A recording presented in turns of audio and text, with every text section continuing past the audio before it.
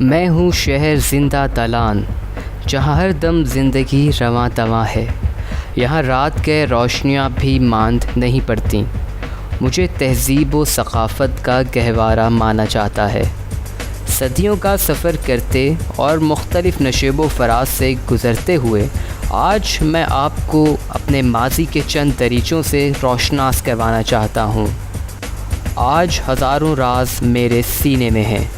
اس دوران ہزاروں ایسی تہذیبوں کا مرکز رہا جو آج گمشدہ تہذیبیں کہلاتی ہیں۔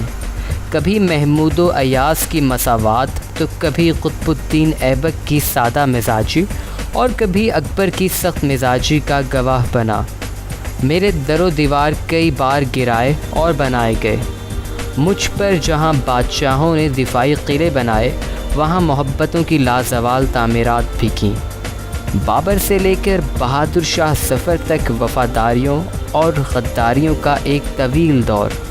میں اپنی کہانی کا آغاز اپنے نام سے کرنا چاہوں گا۔ میں ہوں لاہور۔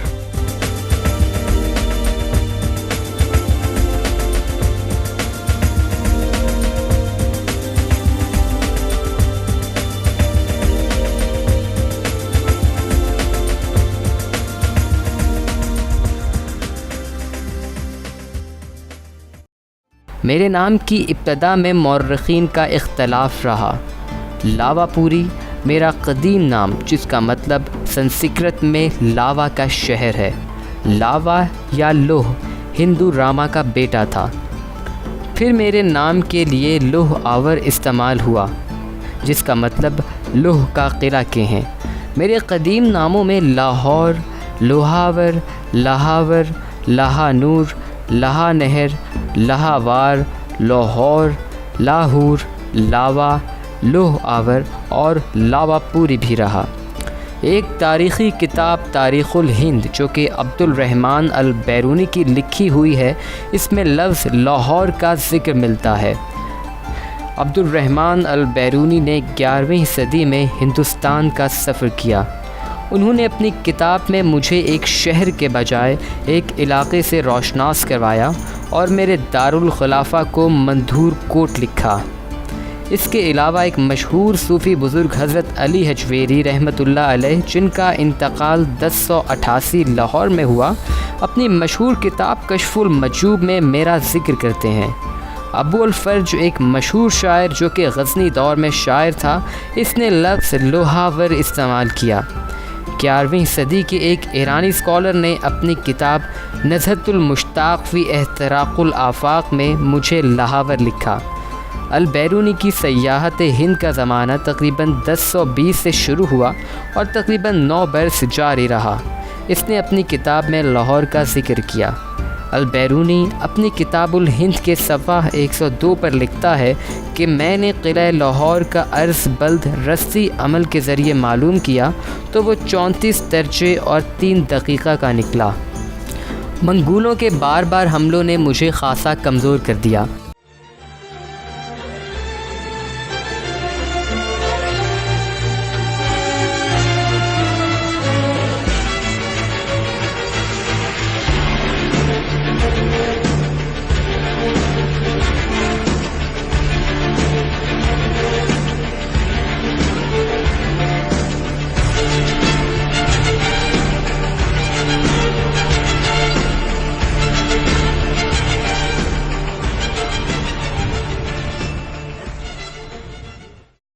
مگر محمود غزنوی کے دور سے اکبر کی سلطنت تک مجھے خاصی تقویت ملی۔ بابر سے لے کے بہادر شاہ ظفر تک ایک طویل داستان اسی سرزمین کی رقم ہے۔ وقت کے ساتھ ساتھ میری حفاظت کا معقول انتظام کیا گیا اور میری حد بندی کی گئی، اور وقت کے گزرنے کے ساتھ ساتھ مجھے 13 دروازوں میں بند کر دیا گیا۔ میں اپنے چند مشہور قدیم دروازوں کا ذکر کرنا چاہوں گا۔ دہلی دروازہ، اس دروازے کا رخ دہلی کی جانب ہونے کی وجہ سے اسے دہلی دروازے کا نام دیا گیا۔ میرا حافظہ خاصا کمزور ہے اور وثوق سے کہنا مشکل ہے کہ اس دروازے کی تعمیر کب کی گئی، تاہم سکھوں نے تقسیم ہند کے موقع پر اس دروازے کو بہت نقصان پہنچایا۔ شاہی حمام، سنہری مسجد اور مسجد وزیر خاں اسی دروازے سے کچھ فاصلے پر موجود ہیں۔ مجھ پر بنائی گئی دیوار میں موجود دروازوں میں ایک دروازہ بھاٹی گیٹ کا ہے۔ خیال کیا جاتا ہے کہ بھاٹی گیٹ قدیم ترین دروازہ ہے۔ اسے بھاٹی کہنے کی وجہ تسمیہ میں ایک وجہ یہ بھی ہے کہ یہاں ایک قبیلہ تھا جو بھٹی تھے اور تالے بنانے کا کام کرتے تھے، اسی وجہ سے یہ بھاٹی دروازہ مشہور ہو گیا۔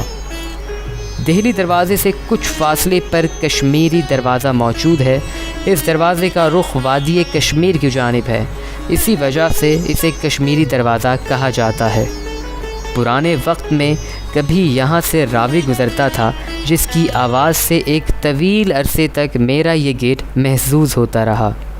یوں تو میرے سارے دروازے ہی بہت اہم ہیں، لیکن جتنا اہم لوہاری دروازہ ہے اتنی اہمیت شاید ہی کسی اور دروازے کو ہو۔ اس حصے کو شہر پناہ بھی کہا جاتا ہے۔ عشق و محبت کی نظر ہونے والی انارکلی کے نام پر بنا بازار انارکلی بالکل اس کے سامنے واقع ہے۔ یہ دروازہ اس لیے بھی ممتاز ہے کیونکہ یہ لاہوریوں کی نمائندگی بھی کرتا ہے۔ شہر لاہور میں داخلے کے لیے اس دروازے کا استعمال کیا جاتا تھا، اسی وجہ سے اسے لاہوری دروازے کا نام دیا گیا۔ لاہوری دروازے کو اب لوہاری دروازے کے نام سے پکارا جاتا ہے۔ لاہور شہر محمود غزنوی کے دور میں دوبارہ تعمیر ہوا تو ملک ایاز کے دور میں شہر کی آبادی کا ایک بڑا حصہ یہیں آباد ہوا۔ بادشاہ قطب الدین ایبک کا مزار بھی اسی دروازے کے نزدیک ہے۔ میرے دروازوں میں ایک دروازہ روشنائی دروازہ بھی ہے جو کہ شاہی قلعے اور بادشاہی مسجد کے درمیان موجود ہے۔ میرے اس دروازے کو شہنشاہ اکبر نے تعمیر کروایا۔ مغلوں کے دور میں یہ دروازہ حکمرانوں کے لیے شہر میں داخلے کا کام دیتے تھے۔ مغل قافلوں کے ہاتھیوں کی گزرگاہ کو آسان بنانے کے لیے اسے چوڑا اور اونچا تعمیر کیا گیا۔ یہاں چونکہ روشنیاں بکھیری جاتی تھیں، اسی وجہ سے اسے روشنائی دروازہ کہا جانے لگا۔ اس کو روشن رکھنے کی ایک وجہ یہ تھی کہ یہاں راوی بہتا تھا اور دور دراز سے کشتیوں میں آنے والے آسانی سے اس تک پہنچ سکیں۔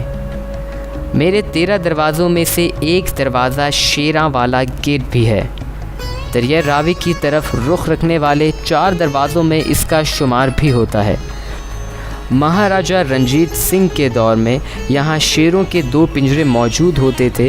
کہا جاتا ہے کہ مہاراجہ رنجیت سنگھ مجرموں کو سزا دینے کے لیے انہیں پنجروں میں بند ان بھوکے شیروں کے آگے ڈال دیتا تھا، اسی وجہ سے اس دروازے کو شیراں والا گیٹ بھی کہا جاتا ہے۔ میرے 13 دروازوں میں اکبری دروازہ بھی شامل ہے۔ اس دروازے کو بادشاہ وقت محمد اکبر نے اپنے نام سے موسوم کیا اور ہر قسم کی غلے کی منڈی اس دروازے کے اندر مقرر فرما کر اس کو بھی اکبری منڈی کے نام سے موسوم کیا۔ چنانچہ اب تک یہ دروازہ اور منڈی اکبر کے نام سے موسوم ہے۔ اسی طرح میرا ایک اور دروازہ بھی اکبر کے دور میں ہی بنا۔ اس دروازے کو موچی دروازے کے نام سے جانتے ہیں۔ اسے موچی دروازہ کہنے کی وجہ تسمیہ یہ بیان کی جاتی ہے کہ اکبر کے دور میں موتی رام جمعدار جو اکبر کا ملازم تھا، تمام عمر اس دروازے کی حفاظت پر مامور رہا۔ موتی رام بہت ملنسار اور خوش اخلاق انسان تھا۔ موتی رام نے اس شہر کی حفاظت کرتے ہوئے اور حملہ آوروں کو شہر میں داخل ہونے سے روکتے ہوئے اپنی جان دے دی۔ اسی کی نام کی نسبت سے یہ دروازہ موتی دروازے کے نام سے مشہور ہوا، جو بگڑتے بگڑتے آج موچی دروازے کے نام سے مشہور ہے۔ میرے 13 دروازوں میں سے ایک دروازہ ٹکسالی دروازے کے نام سے بھی جانا جاتا ہے۔ بادشاہی مسجد اس دروازے کے قریب واقع ہے۔ لاہور کا پرانا بازار حسن المعروف ہیرا منڈی بھی اس دروازے کے قریب واقع ہے۔ خیال ہے کہ یہاں پر ایک ٹکسال واقع تھی جس میں سکے ڈھالے جاتے تھے، اسی نسبت سے اس کا نام ٹکسالی دروازہ پڑ گیا۔ میرے وجود پر قائم 13 دروازوں میں اب ذکر آتا ہے شاہ عالمی گیٹ کا۔ اس دروازے کا نام محمد معظم شاہ عالم بہادر شاہ، جو کہ اورنگزیب کا بیٹا تھا، کے نام پر رکھا گیا، جس کا انتقال 1712 میں ہوا۔ ایک دروازے کو مستی گیٹ بھی کہا جاتا ہے۔ اصل میں یہ مسیتی گیٹ کے نام سے جانا جاتا تھا۔ مسیتی پنجابی زبان کا لفظ ہے جس کے معنی مسجد کے ہیں۔ اس دروازے کے پاس قدیم مسجد موجود ہے جسے مریم زمانی بیگم کی مسجد کہا جاتا ہے۔ میرے باقی 2 دروازوں میں ایک دروازہ یکی گیٹ اور دوسرا دروازہ موری گیٹ کے نام سے جانا جاتا ہے۔ موری گیٹ اصل میں باقاعدہ گیٹ تو نہیں ہے، یہ ایک گزرگاہ سی ہے اور گزرتے وقت کی توڑ پھوڑ کے نتیجے میں وجود میں آیا۔ اندرون شہر کا کچرا وغیرہ شہر سے باہر پھینکنے کے لیے بھی اسے استعمال کیا جاتا رہا۔ اور یکی گیٹ جس کا اصل نام زکی گیٹ تھا، اس دروازے کا نام پیر زکی شہید کے نام سے موسوم کیا گیا ہے۔ ایک قبر اس دروازے کے باہر اور ایک اندر ہے۔ کہا جاتا ہے کہ ایک قبر میں پیر زکی شہید کا سر اور دوسری قبر میں ان کا باقی جسم دفن ہے۔ یہاں تک تو بات ہو گئی میرے دروازوں کی۔ اب دوبارہ آپ کو ماضی کی طرف لے چلتا ہوں، جہاں تباہی و بربادی کے ساتھ ساتھ پیار و محبت کی عظیم داستان رقم ہے۔ میری عمر کی بات کی جائے تو بعض مورخین چھان بین کر کے مجھے موہنجو داڑو اور ہڑپا کا ہم عصر قرار دیتے ہیں۔ لاہور کے بارے میں سب سے قدیم مستند دستاویز 982 میں فارسی میں لکھی گئی حدود عالم میں ملتی ہے۔ اس کے مطابق مجھے ایک چھوٹا بازاروں اور باغات سے بھرا ہوا شہر کہا گیا۔ میرے بارے میں مختلف آراء ہیں، مگر میری تاریخ کا باقاعدہ آغاز محمود غزنوی کی آمد سے کیا جاتا ہے۔ محمود غزنوی کا شمار ان چند حکمرانوں میں ہوتا ہے جنہیں میدان جنگ میں کبھی شکست نہیں ہوئی۔ ملتان اور لاہور کو فتح کرنے کے بعد محمود نے 1021 میں لاہور کو غزنوی سلطنت کا دارالسلطنت بنایا۔ محمود غزنوی نے ملک ایاس کو 1021 میں لاہور کا گورنر مقرر کیا۔ یہ لاہور کا پہلا مسلمان گورنر تھا۔ ملک ایاس نے بہت سے کام کروائے، جن میں قلعے کی پرانی بنیادوں پر تعمیر اور شہر کے گرد ایک فصیل اور دروازوں کی تعمیر بھی شامل ہے۔ قلعے کی تعمیر 1037 اور 1040 کے درمیان مکمل ہوئی۔ قطب الدین ایبک کے 4 سالہ دور حکومت 1206 سے 1210 میں کاشر، بخارا، سمرقند، عراق اور خراسان کے شاعروں کے لیے میں خصوصی توجہ کا مرکز رہا۔ بعد ازاں 1241 میں منگولوں نے مجھ پر حملہ کر دیا اور قلعے کو بہت نقصان پہنچایا۔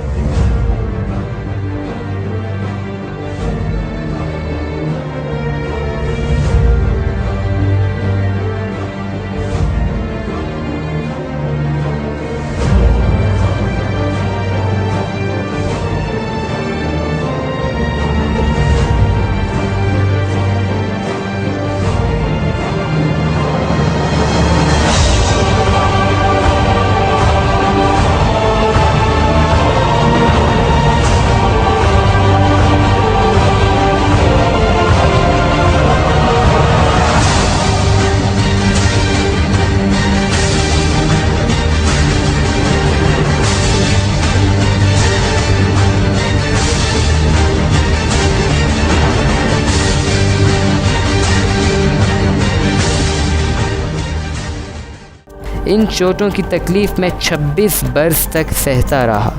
1267 میں غیاث الدین بلبل نے قلعے کی دوبارہ تعمیر کر کے میرے زخموں پر مرہم رکھا، مگر ابھی سکون نہ تھا۔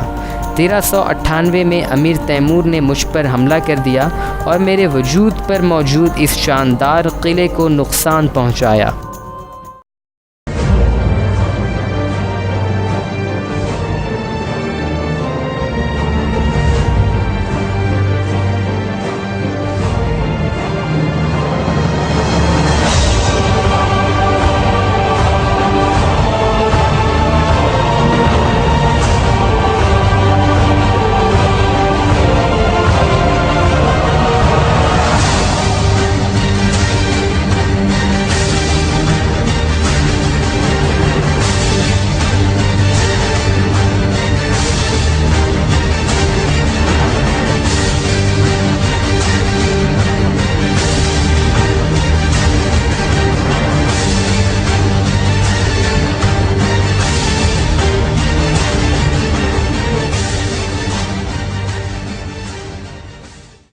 1421 میں تخت لاہور سلطان مبارک شاہ سید کے پاس تھا اور اس نے قلعے کو مٹی سے تعمیر کیا۔ اسی طرح 1432 میں قلعے پر کابل کے شیخ علی کا قبضہ ہو گیا اور اس نے شیخہ کھوکھر کے تسلط کے دوران پہنچنے والے نقصان کا ازالہ کرتے ہوئے اس کی دوبارہ مرمت کروائی۔ 1460 میں میرے وجود پر ایک ایسی مسجد بنی جو کہ اپنی تعمیر کے لحاظ سے دنیا کی سب سے منفرد اور انوکھی مسجد ہے۔ ابراہیم لودھی کے ایک امیر ذوالفقار خان نے اس مسجد کو بنوایا تھا۔ اس مسجد کی انوکھی بات جو باقی دنیا بھر کی تمام مساجد سے اسے منفرد کرتی ہے وہ یہ ہے کہ یہ مسجد سطح زمین سے 24 فٹ نیچے ہے۔ مسجد میں داخل ہونے کے لیے نمازی سیڑھیوں کا استعمال کرتے ہیں۔ چونکہ یہ مسجد سطح زمین سے کافی نیچے ہے اس لیے اسے نیوی مسجد کہا جاتا ہے۔ کسی گہری یا قدرے نیچی چیز کے لیے پنجابی میں لفظ نیوی بولا جاتا ہے۔ پھر کچھ ایسی ہوا چلی کہ میرے شب و روز بہت اچھے گزرنے لگے۔ 1566 میں مغل شہنشاہ اکبر نے پکی اینٹوں سے قلعے کی پرانی بنیادوں پر دوبارہ تعمیر کروائی اور اسے دریائے راوی کی جانب وسعت دی۔ شاہ جہاں نے 1631 میں شیش محل تعمیر کروایا۔ 2 سال بعد ہی شاہ جہاں نے خوابگاہ، حمام، خلوت خانہ اور موتی مسجد تعمیر کروائی۔ وقت گزرنے کے ساتھ ساتھ مجھ پر موجود اس قلعے میں تعمیر و ترقی کا کام جاری رہا۔ 1645 میں شاہ جہاں نے ہی دیوان خاص تعمیر کروایا۔ شہنشاہ اورنگزیب عالمگیر نے 1671 میں بادشاہی مسجد کی تعمیر کا آغاز کروایا جو محض 2 سال بعد 1673 میں مکمل ہوئی۔ 1674 میں اورنگزیب نے عالمگیری دروازہ لگوایا جو کہ بادشاہی مسجد کے بالکل سامنے ہے۔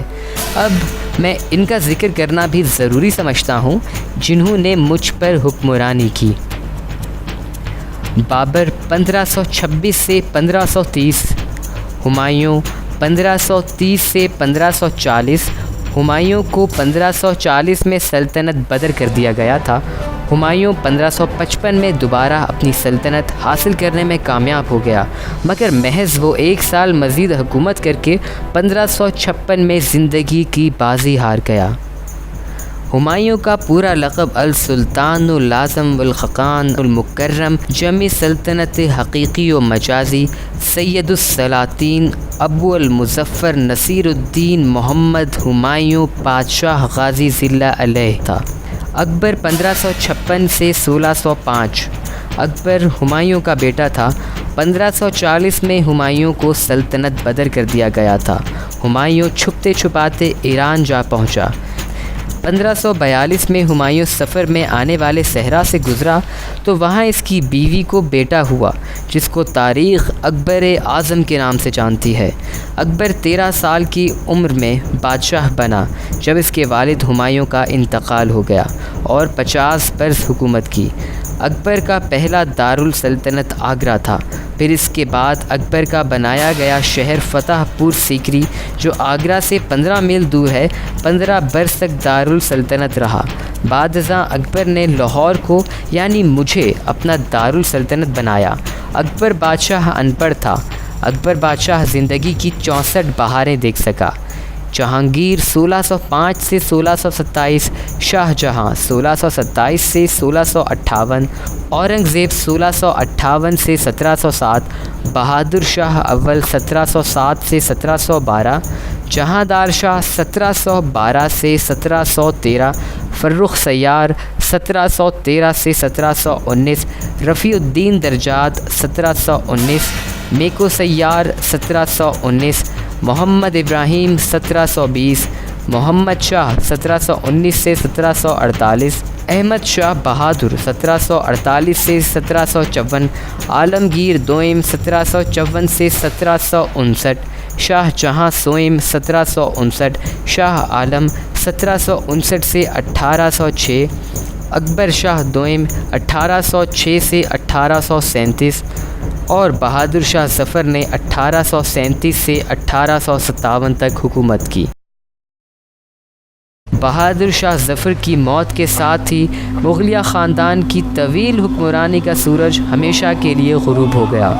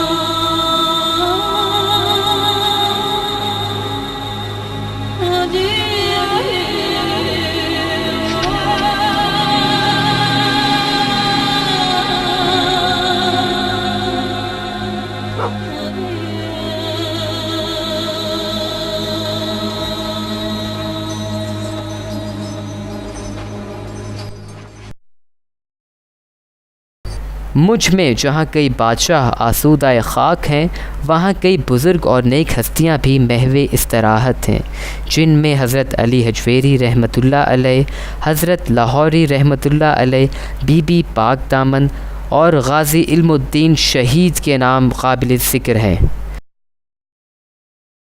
آج 21ویں صدی میں میں خود کو زیادہ محفوظ سمجھتا ہوں۔ کبھی 13 دروازوں میں بند ہوا کرتا تھا، آج وہی 13 دروازے میرا ایک حصہ بن چکے ہیں۔ آج میں ایک اسلامی ریاست کی سرحد پر موجود ہوں۔ مجھ میں بسنے والے زندہ دلاں کہلاتے ہیں، اور ان کی شب و روز کی محنت نے مجھے دنیا کے بڑے شہروں کے برابر لا کھڑا کیا۔ آج دنیا کے بڑے شہروں میں میرا شمار 26ویں نمبر پہ ہوتا ہے، پر میں آج بھی لاہور ہوں۔